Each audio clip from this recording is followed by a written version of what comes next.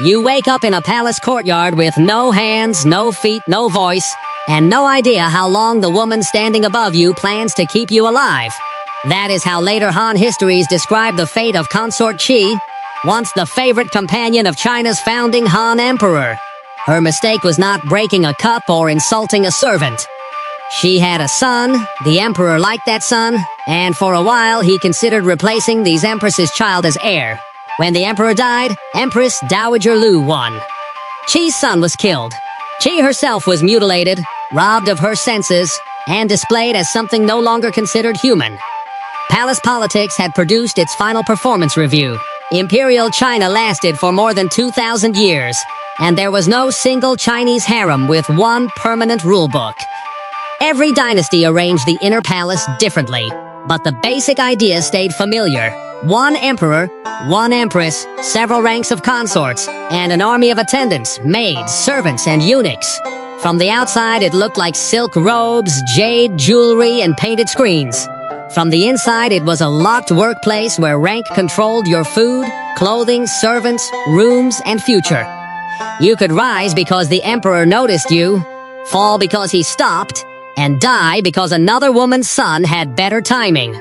The mildest punishment was often demotion, which sounds polite until you understand what rank meant. In the Qing palace, a consort's title decided how many attendants she had, what she could wear, where she lived, and what she received each day.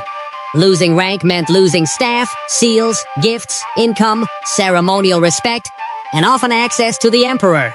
Yesterday, 10 servants bowed. Today, 2 tired maids argue over who brings your charcoal. The Qianlong Emperor Step Empress learned this in 1765. During an imperial tour, she cut her hair. For a Manchu woman, hair cutting could signal deep mourning. So doing it while the emperor and empress dowager were alive could be understood as a curse or a declaration that the relationship was dead. Nobody knows exactly why she did it. That mystery fed centuries of gossip. What is clear is what happened next. She was sent back to Beijing, stripped of important symbols of rank, deprived of most attendants, and pushed into political darkness. She died the following year and was denied the funeral treatment expected for an empress. No dungeon, no executioner, just a slow official announcement that you no longer mattered. Then there was confinement. Chinese dramas love the cold palace, a frozen building where unwanted concubines sit beautifully beside one candle. Historically, it was not always one official place. It was more often a condition. Isolation in a separate residence, restricted movement, fewer servants, reduced supplies, and almost no chance of returning to favor. That sounds merciful. It was not. Inside the palace, attention was survival. A forgotten woman could spend years behind a gate, hearing ceremonies she could no longer attend. Her servants disappeared. Her relatives might fear mentioning her name. She was alive, which the administration considered generous. In 655, during the Tang dynasty, Empress Wang and Consort Xiao lost a struggle against the rising consort Wu, the future Wu Zetian. They were demoted, confined, and killed. Later histories added a famous horror story in which their limbs were cut off and they were placed in wine jars. Earlier records simply say they were strangled. The grotesque version may have been enlarged by writers eager to portray Wu, China's only female emperor, as an unnatural monster. So yes, they were almost certainly executed. No, every dramatic detail should not be swallowed whole. History is already ugly. It does not always need extra seasoning. For lower-ranking palace women, punishment could be more ordinary. Prolonged kneeling, beatings, flogging, reduced rations, harsher work, or expulsion in disgrace. A maid did not need to plot a coup. She could mishandle clothing, break an object, arrive late, repeat private information, or annoy someone whose sleeves cost more than her family's home. The palace was obsessed with ritual, because ritual made power visible. Bow correctly. Speak at the correct time. Carry the correct object. Do not look at the wrong person. The rules created order mostly by giving powerful people thousands of ways to call you wrong. Under a cruel emperor, small punishments could become deadly. The Ming Emperor Jiajing developed a reputation for violent treatment of palace women and an intense interest in Taoist methods of extending his life. Later stories accuse his court of using young girls in bizarre alchemical practices. Some details are difficult to verify. What is clear is that in 1542, a group of palace women decided strangling the Son of Heaven while he slept was now the reasonable option. 16 women attacked him with a cord. They nearly succeeded. Then the knot failed, one participant panicked, and the alarm was raised. Imagine that moment. The Emperor is unconscious. Your hands are shaking. The rope is useless. Outside the room, footsteps move towards you. Imperial assassination had required one basic knot, and history had assigned the job to the wrong shift. The women were arrested and condemned to Lingchi, often translated as death by 1,000 cuts. The phrase makes it sound mathematically organized. It was a public, prolonged execution meant to destroy the body and terrify everyone watching.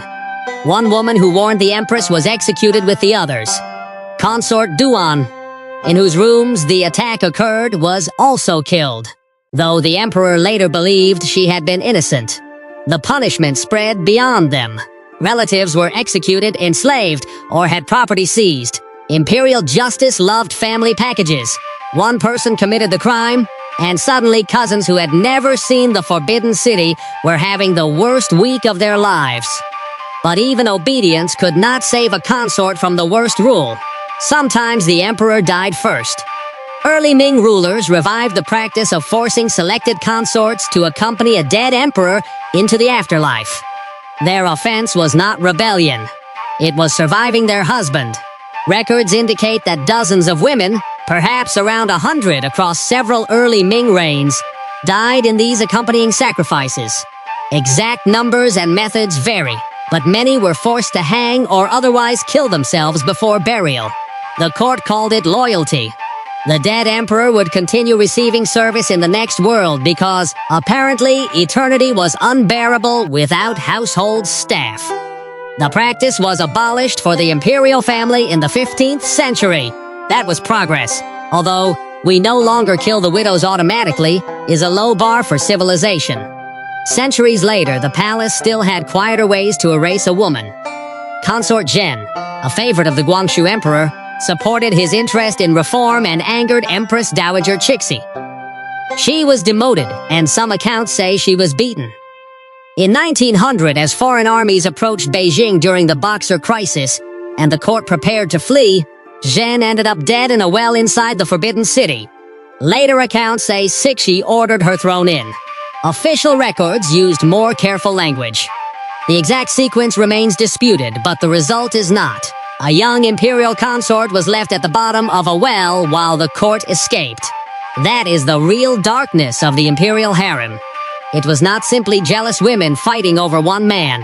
It was a political institution built around succession, family honor, ritual, and total dependence on the ruler's favor. Women could gain wealth and enormous power, but the same walls made them easy to isolate, demote, beat, force into suicide, or erase. The palace offered every luxury except the one thing that mattered most: a safe exit. You could wear gold thread, sleep beneath carved dragons, and have servants warm your sleeves before winter ceremonies. But if the wrong person became empress, if your son looked too promising, if you cut your hair, tied the wrong knot, or simply remained alive after the emperor died, the red walls could close around you very quickly. And outside those walls, people would still call you fortunate.